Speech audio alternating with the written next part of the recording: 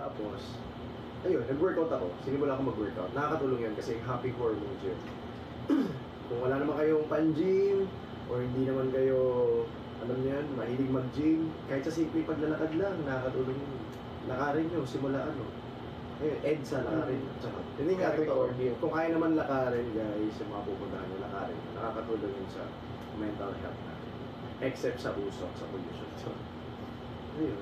Totoo yun. Pag sinimulan natin sa sarili natin, it will fall into places. Yun. Hindi yung sabihin ko yung nakalimutan ko. Oo nga, pero kasi ang hirap din ng question na parang wala ka napapatunguhan sa buhay. Kasi sa totoo lang, may napapatunguhan ka naman. May napapatunguhan ka actually. Siguro it's more of gaano mo minamagnify yung steps mo. Kumbaga, may mga bagay na dati pinapangarap ka lang pero di mo mabili, pero ngayon kaya mo nang bilhin kahit doble pa. So yung point or yung question na wala ka napapatungan, very ano siya, very dinadown mo yung sarili mo na umaabot sa point na sobra ka nagiging negative or pessimist, no? Baka na-attract. Na-attract mo siya, pero ang totoo, meron ka ng napapatunguhan, meron ka ng, alam mo yun, go Patrick, kaya mo yan. Robin na, kaya mo yan. I mean, meron at meron yan. Kumbaga, nasa sa'yo yan kung paano mo titignan yung brighter side, kung paano mo titignan yung sitwasyon mo, kung paano mo titignan yung mga blessings na dumadating sa'yo. So, it's more of, ganun. Siguro, be positive lang. Yeah, be positive.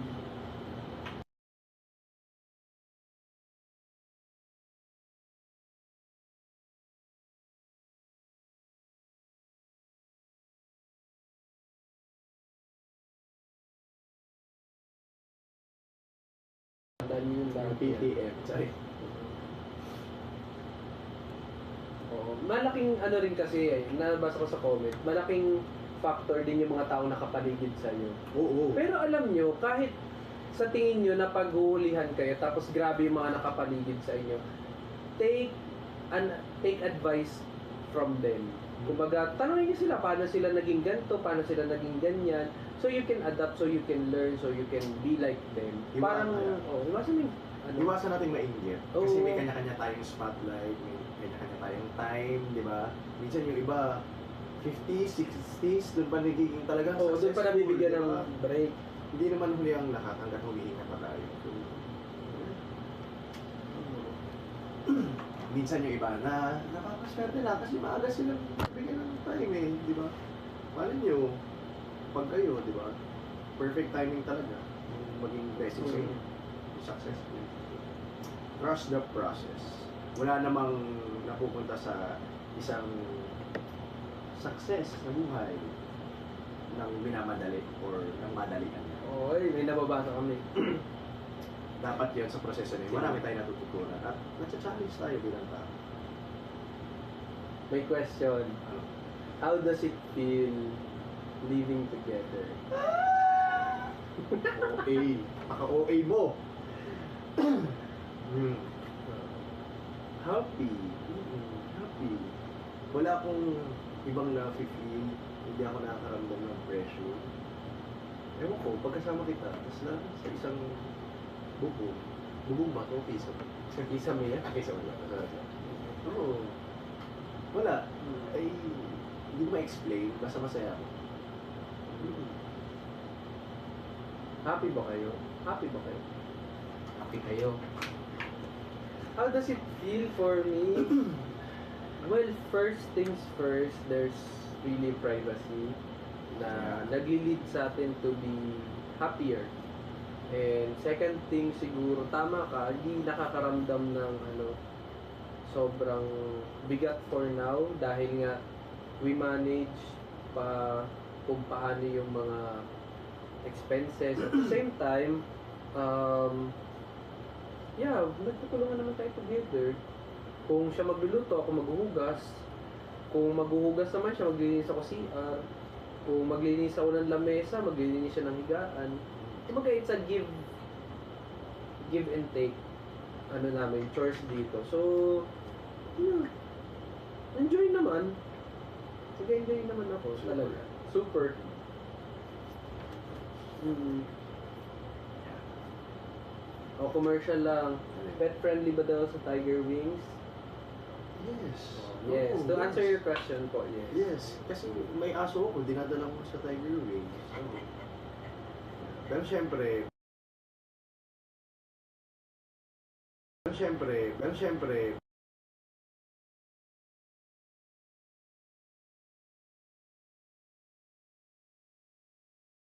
pero syempre,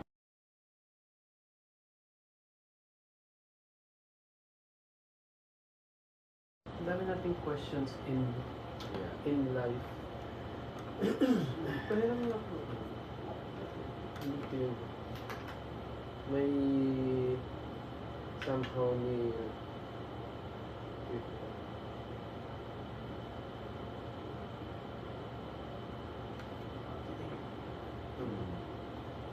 ba't gising pa kayo? Kasi kumain po kami ng pansit. Nagutom po kasi kami. Oh, ito, may question sa atin. Ano ang mas mahirap? Mag-let go o mag-start over? Mag-i-ano muna natin? I-internalize. Pising ko nga.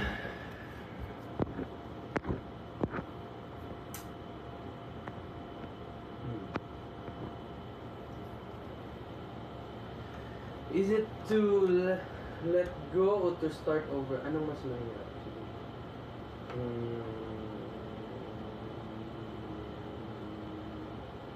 For me, mas mahirap ang tawag, For me, mas mahirap mag-let go. Kasi hindi naman lahat ng nagle-let go gusto ka agad mag-start over, di ba? Yeah. So anong mas And mahirap pag sa nag-start dalawa? over ka kasi, more on happy lang. Wala masyadong pressure. Di ba? Like, smooth lang pag nag-start ka naman, di ba?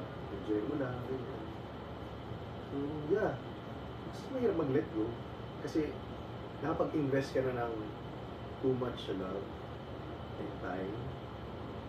Unlike sa mag-start ka pa lang, wala pa masyado. Mag-risk ka nga lang. Pero, yeah, mas mahirap mag-let Pero di ba sa mga gusto rin mag-start over, ito din yung time na yung fear of starting. Di ba may mga ganun Ay, tayong yung mga moment trauma. na bit-bit natin yung trauma, bit-bit natin yung hindi nahihiya tayo, or takot tayo to start again. So, siguro it depends sa situation. When it comes to love, and so much investment naman talaga, feeling ko mas mahirap talagang mag-let go. Kasi yung pag-start over, ano yan eh, pwede mong simulan anytime, anywhere, nasa iyo yan eh, call mo yan eh. Pero yung mag-let go, may horror kasi yun na habol-habulin ka nung trauma na Yeah. yun. I think, yeah. Mga what ifs, gano'n. May mga what ifs ka pa na paano kung ganito ginawa ko, ganito ganyan. Compared sa tama ka rin sa sinabi sa start over na andun lang yung sinabi mo kanina, yung magre-risk. Yun naman talaga Yun ang yun. iisipin Pero mo, yung letting regardless. go, ibig sabihin nauna na yung emotion. Ang dami mo na-invest. Yeah, we love you naman. Ano?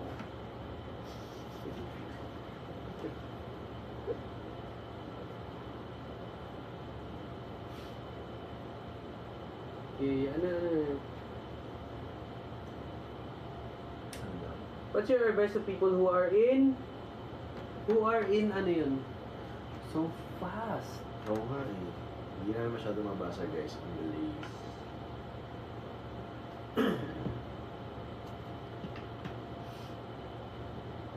What's your, Ano? when it comes to their identity,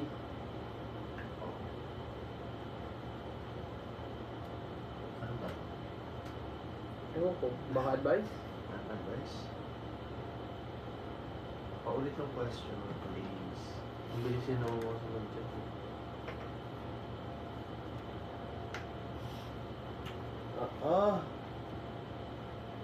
Dapat ba na ba ako mag-worry at age of 27 Ha? about, ano yun, about future? Hindi mo kailangan mag-worry. Hindi nyo di ba kailangan Alam mag-worry? niyo guys, huwag niyo masyadong isipin yung mangyayari sa future. Kasi ano lang kayo, kakaroon lang kayo ng anxiety. Dapat isipin niyo yung kung ano yung, ngayon, yung present. Pero syempre, hindi natin maiwasan maisip yung future. Kasi Ano lang. futuristic Huwag lang too much, gano'n. Pwede tayo mag-isip ng future for planning, pero huwag masyadong mag-worry. Gano'n. Gamitin lang natin siya as our motivation.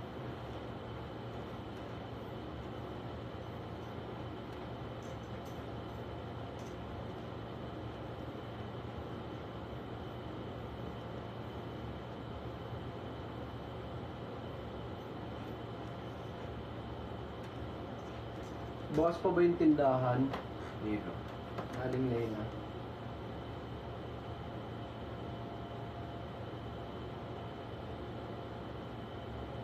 What's your dream job kung hindi ito yung career mo? Mag-FA. Mag-chef. Ah, financial advisor. Failure due to Ano failure due to? FDA yun. Failure due to. FA sabi ko. Hindi FDA. FA. May FA ka sa klase. Ah, akala ko FDA. Iba-iba tayo ng school. Anong school mo? State Yoko eh. Iba-iba tayo ng school. Oo. Diba? Depende.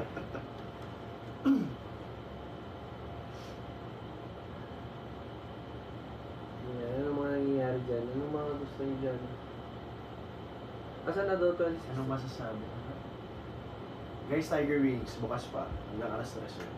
Hanggang 3. Oh! No? Aga-aga nilalanggan daw sila. Ano masasabi niyo sa ilang version? Ano? Long engagement or short engagement? Ay, ang cute ng corgi! Thank you! Ang kapot ka. Ah, ang cute!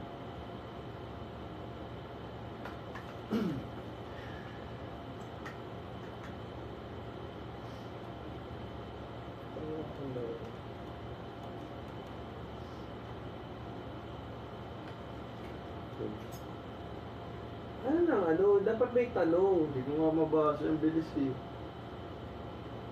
Kung bibilis nyo mag-question. Ah, thank you sa corgi. Ito, Magkapot. corgi. Ano naman yun eh? Ano ito si Achi? Dito si Hachi. Eh, ang bigat eh. Ano? Ano yung version? Hindi ko talaga mabasa. Wait. Hindi yung touch Hindi pa. screen. Akala ko touch. Akala ko GC. Buset. So, ano daw masasabi natin to those people who are undergoing sa mental health? Ano lang, unang-una mag-pray kayo. Of course. Tapos, huwag kayong matakot na magsabi ng saloobin nyo. Especially sa family nyo. Or hanap kayo ng someone na makikinig dun sa inyo. Seek help, no? Huwag niyong sarilihin. Masama yung sinasarili yung problema kasi pag naipon niya at hindi niya nakaya, sasabog kayo. Legit, talaga sasabog kayo. So huwag niyo nang antayin na umapaw siya. Kung kayang agapan. Lahat naman tayo dito sa mundo may silbi. Walang tao, walang silbi. Hindi totoo yun. Tama naman. Tsaka siguro, malaking factor talaga yung ano, surround yourself ng mga taong maganda yung foundation nyo rin sa kanila. Yeah. So, hindi ka mahihiyang mag-open up when it comes to your feelings, to your emotions. Yun. May fire and color. Seriously. Ano yun? Commercial. Ano? Wala naman kami marketing. Oo. Ay. Ito yung pinipindot ko, naka-laptop ka pala. Ito, learn sa your... Ano yun? Hindi, okay lang yan. Ah, brands. Tiger Wing, siguro yun. Pero okay lang. Own brand naman yun eh. Oo. Ayun. Tsaka, huwag niyong ipilit yung sarili niyo sa mga kaibigan. At yung kaibigan na Hindi naman kaibigan. hindi naman kaibigan na turing sa inyo. Yeah. Wala, yung maraming tao rin manggagamit.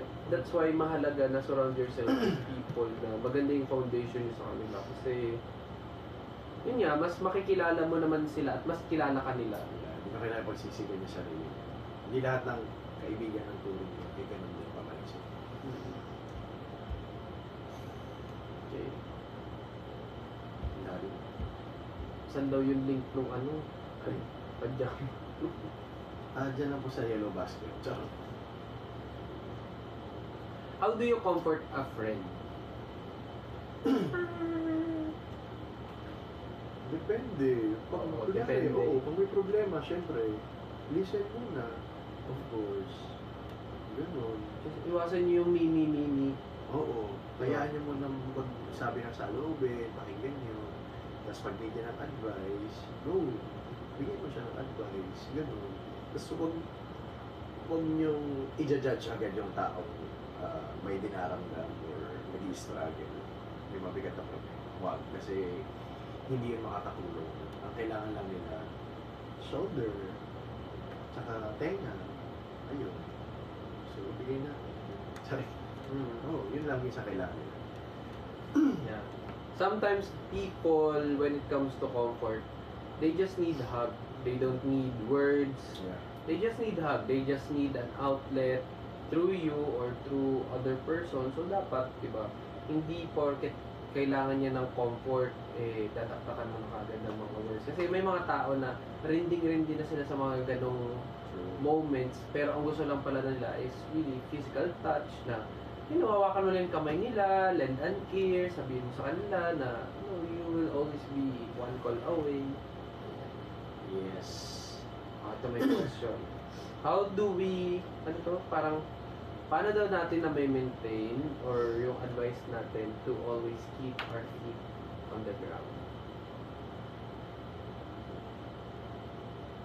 Like, pag-iingat ko. Ano may ganun din? Oo. Maintenance. Okay, kuha ka, di pa rin natin. Charot. Oo. Well, ano ba?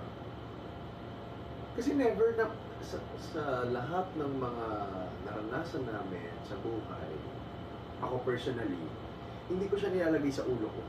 Dapat. Oo. Very good. Like, pag nangyari siya, thankful and grateful ako dahil na-experience ko siya, pero never ko siyang, like, parang pinakalandakan, parang gano'n, binandera na, ay, ito na-achieve ko, ito na, gano'n. Parang, lagi pa rin akong nag-reset na, pag na-achieve ko isang bagay, back to zero, next goal ulit, gano'n. So, yeah, I think yun yung isa sa ginagawa ko. Yeah. And yun din yung sinishare ko sa kanya lagi. Na, kailangan natin maging humble kahit ano man nangyari na. Share ko lang yan sa'yo. Oh, same naman kami, vice versa. Siguro Siguro magkaiba lang kami ng way, pero nag-meet kami sa gitna. one thing siguro na dapat pahalagahan din ng mga, kahit anong blessings pa yung dumating sa inyo, is really, wag na wag niyo ilalagay sa ulo. Kumbaga, see to it na ginagawa mo siya because it is your core, it is you being you. Pero the moment na malagay mo kasi siya sa ulo mo, di ba, na, ay, wala na. Kung saan ka na dadalhin yan, kasi pag masyado malaki yung ulo mo, kung saan ka na lilipad. Not until may puputok na sa ulo mo. Yeah. Mahirap yun kasi bilog ang bola. Yeah. Tsaka stay low-key. Yan. Low-key lang. Watching from, ang daming OFW nanonood. Thank you Hello po. po sa mga OFW. Maraming salamat po sa support. Wait lang, may nabasa akong ano eh. May disadvantage ba for now ang living together daw natin? Wow. Iba-iba yung topic sa sabog. Sumbong-sumbong. Kay Bong. Kay bonggang-bonggang-bongbong. Kay Bonggang din. Boys. Ano ba? Ang disadvantage? Ah. May dapat bang isiping disadvantage?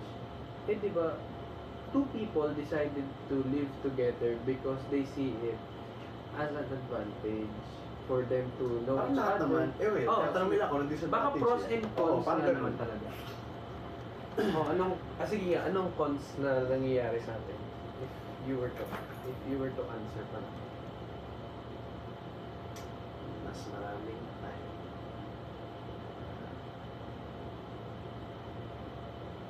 Mag-move. Charot. Oo. Kasi, Pag syempre, oo.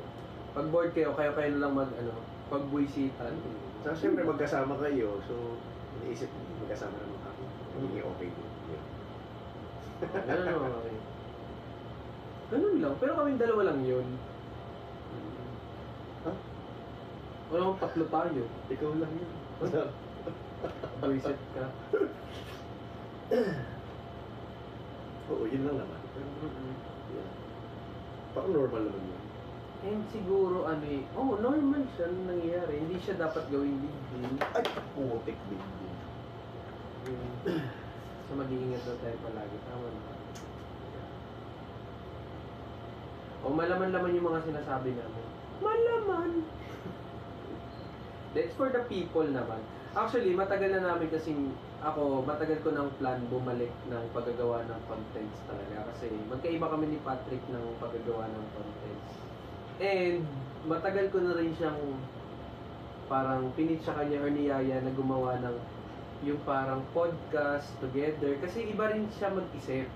Iba yung words of wisdom din ni Patrick for me. So, siguro Forte niya kasi yun. need niya lang ma-practice how to deliver it. Pero yung thought, yung intention niya, lagi kasing andon, on point. So, yeah, gusto ko lagi na kukuha din yung ganun ka sa akin, mami. Lagot ka din.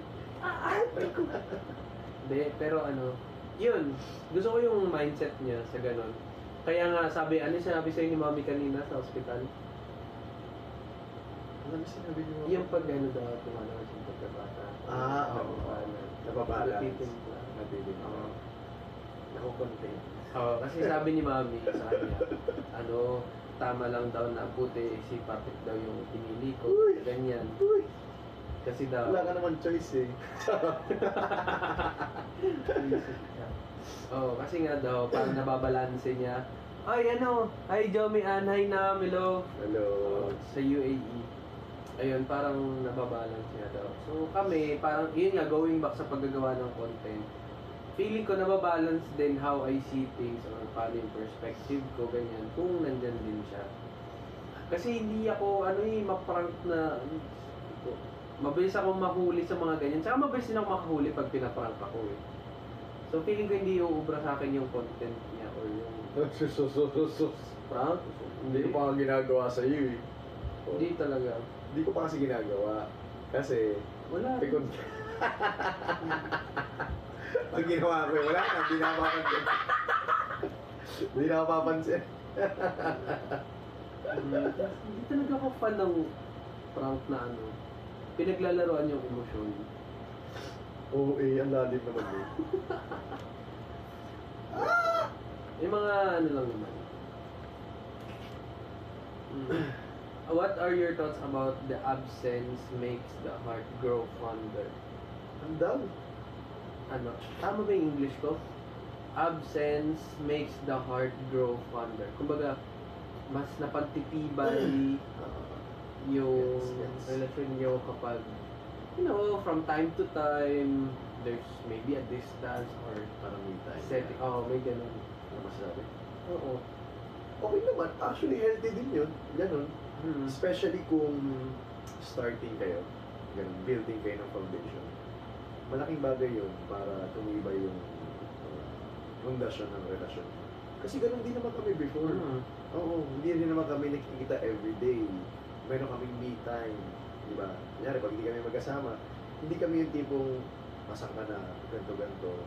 Anong ginagawa mo? Yung like, every minute kami nagtitext namin. Hindi, inahayaan namin yung sarili namin na gawin yung sariling namin, agenda sa pang-araw-araw. Ganun. Yan. Basta andun lang yung dapat andun lang yung commitment, yung trust, yung sa partner mo.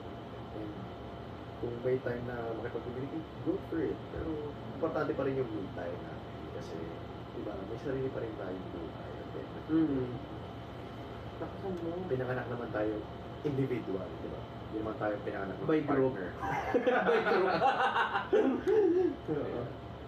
So, tama naman. Kaya yung mga advice lang natin sa mga magkarelasyon dyan, huwag too much natin. Oo, wag talaga too much. Oo, naangkinin yung partner natin, hindi ganun dapat. You don't, sabi nga ni Julia Barreto, di ba? You don't own your partner. Yeah. You don't own the person.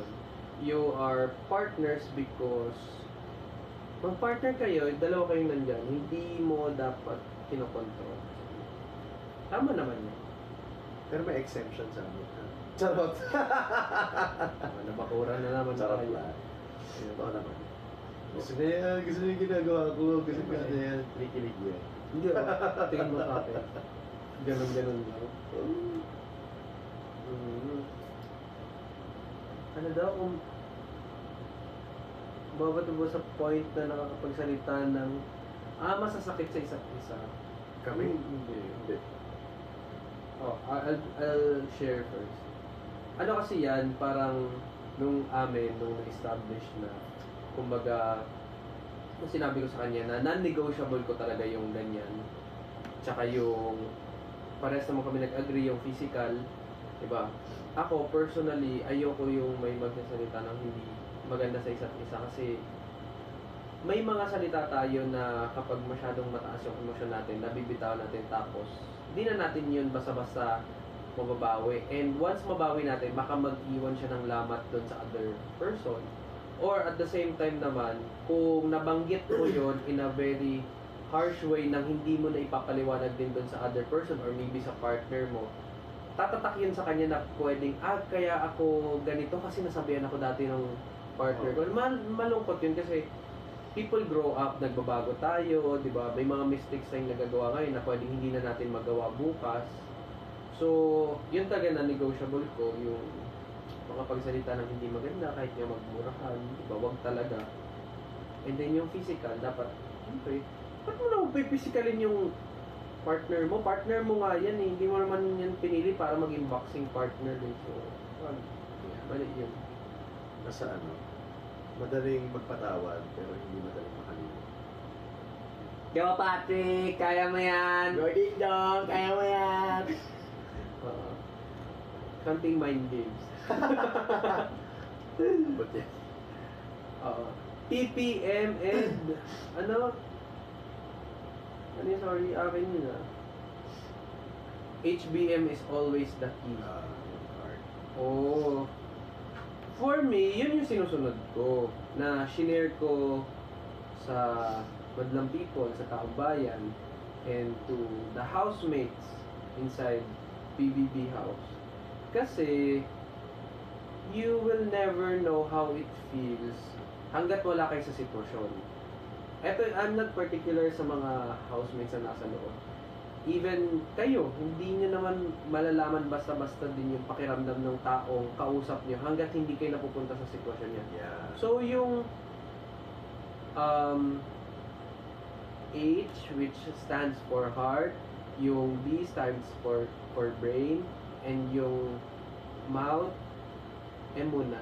M And mouth stands for mouth. Need siya para malaman mo what's the real intention and how will you communicate. Kumbaga yung heart, brain, and mouth, sa'yo muna yon, ikaw muna yon. Then kapag makikipag ano ka na sa isang tao or sa ibang tao, doon mo na gamitin yung TPM. What's the time, what's the place, what's the mood. And for me, basic lang siya. So, yeah. Sana na-apply nyo, nagagamit nyo, gano'n. Yeah. Yun yung effective at mas magandang guide. Lalo na pag may kailangan tayo i-voice ako. Di ba? Especially sa mga tao. Di ba mahalaga sa atin? Okay. Happy birthday sa mga may happy birthday. Happy Batiin natin. birthday! 1, 2, 3, go. Happy birthday!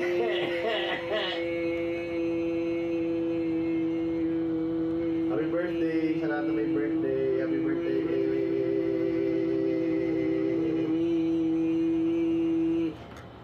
Yeah. Disadvantage yan ng pagiging vocal. O, you answer. Disadvantage ng pagiging vocal.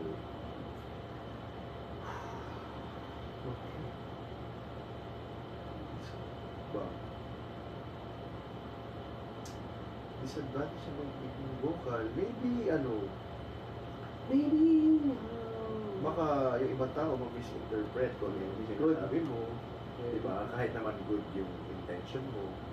Pero yung iba, hindi nila gusto. Diba? Kung paano ka. Iba-iba eh. Depende kasi sa lawak ng pang-unawa mo eh. Pero kadalasan, yung mga vocal na tao, sila yung mga na, yung misinterpret. Yun.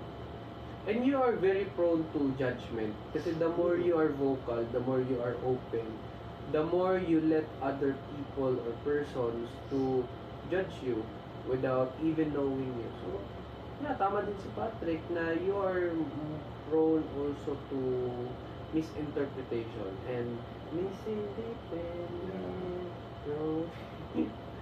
Yan, tama naman. Okay.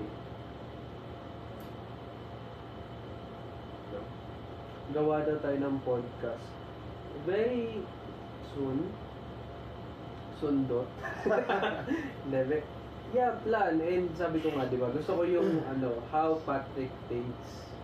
Kasi it's a different perspective. And for me, na yeah, mas nalalawakan yung pag-unawa ko sa isang sitwasyon sa bagay. Yeah. Tinapay tayo man. Sarap. Bakit malungkot ang bench ko? Kasi, Is it better to be confrontational or non-confrontational?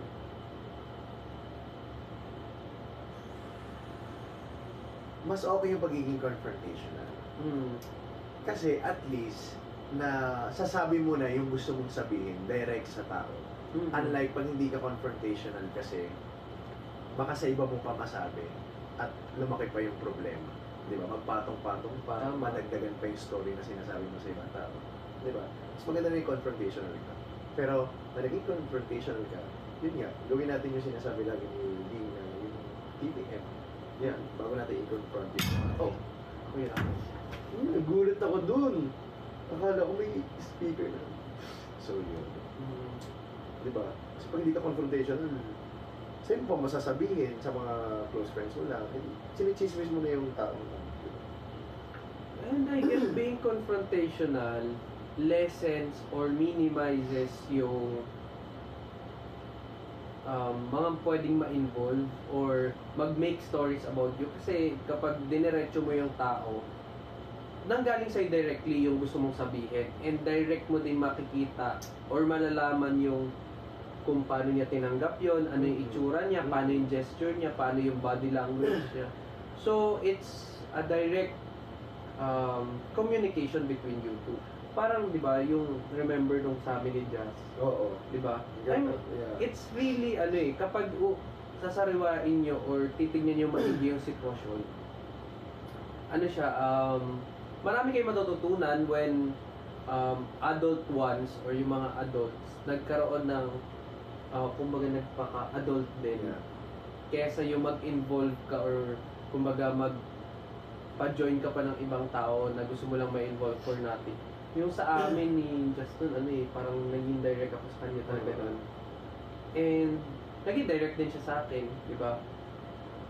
So ayun, mas maganda confrontational, pero always remember, not every time mas nagiging confrontational dapat tayo kasi tinitingnan niya muna natin kung what's the time, what's the place, what's the mood kasi so pag hindi nyo kasundo yung gaganyanin nyo baka kung ano pa mangyari sa inyo. So, di ba? Tsaka yan parehas kasing masasaktan. Kung confrontational ka, masasaktan siya. Kung hindi naman, at pag chinismis mo sa iba, mas masasaktan siya kasi sa ibuhan niya panarnig. Unlike pag nagaling sa inyo directly. Di ba? Masakit siya pero at least sinabi mo sa kanya ng diretsyo, hindi mo na pinangarap. Parang yun. Di ba? Less difficult. So, we have 5 minutes left. Ayan. May maraming nagtatanong when it comes to mental health. Siguro yung advice din namin ni Patrick regarding doon. Never Never ever your feelings. invalidate your feelings. Pero at the same time, to those people who are making jokes or making fun of you, Yeah. 'di ba? Parang come to think of it, if ikaw yon or taong malapit sa iyo yung, 'di ba, mahal mo yung gagawa sa iyo nun, tapos 'di ba, you make fun of it. Yeah. Tingnan mo rin kung ano yung magiging sitwasyon mo kung ikaw yung nandun. Yeah. Hindi ba? Kasi sabi nga nila, para mas maintindihan mo, dapat meron kang empathy.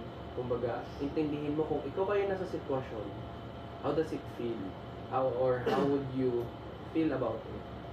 So yung pag-joke ng mga anything about mental health, 'di ba, dapat ano yan eh, dapat nadidisiplina yan eh, or natuturuan din ng leksyon eh. Pero ang pinakamagandang gawin sa kanila is really, 'di ba, may makapag ano sa kanila, makapagpaunawa na hindi maganda yon at hindi siya magiging maganda sa paningin ng kahit sino, especially now, 'di ba, na we have mental health law na naipasa noong 2018, pero imagine mas na-appreciate siya ng tao nung nagka-pandemic dahil nga ganito yung Marami nangyari sa akin. naka-experience. Madami naka-experience. And 'di ba, coming from your experience, Yeah. you also know how it feels na mahirap siya, tapos pagtatawanan lang, 'di ba? Kanya-kanya tayo ng ano eh, ng level ng pag-take sa Oo. problema. May mga bagay na sa akin, ang dali-dali lang, pero sa iba hindi. So, irespeto natin yun, di ba? Kasi magkakaiba naman tayo ng may mga kanya-kanya tayong strength and weaknesses. So, yeah, huwag tayong basta-basta mag-judge ng tao.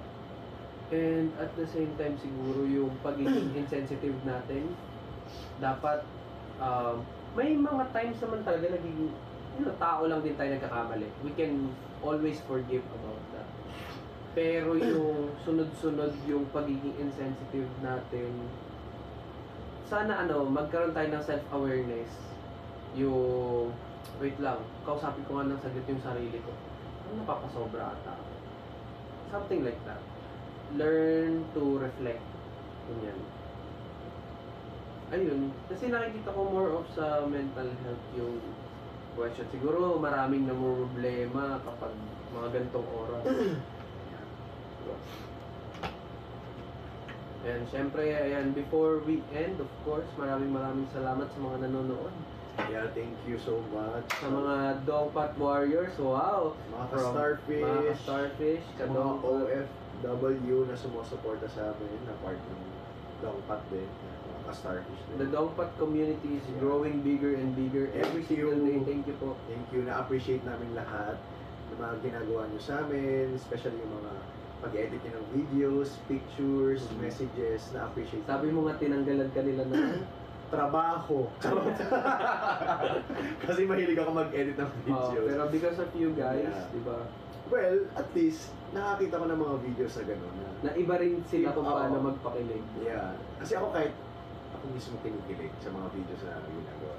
Super thank you syempre Thank sa you. Facebook community, sa Telegram, sa X or Twitter. Of course, marami tayo dyan. Even sa Instagram, maraming salamat. Sobrang nakakatawa, di ba? And I hope yung quick... Actually, sobrang bihira namin na makapag-live. And this is also the first time. So, whatever will happen to us, of course, whatever opportunities come along the way, me and Patrick will always assure you na, ano lang din kami, kung paano nyo kami nakilala before everything happened.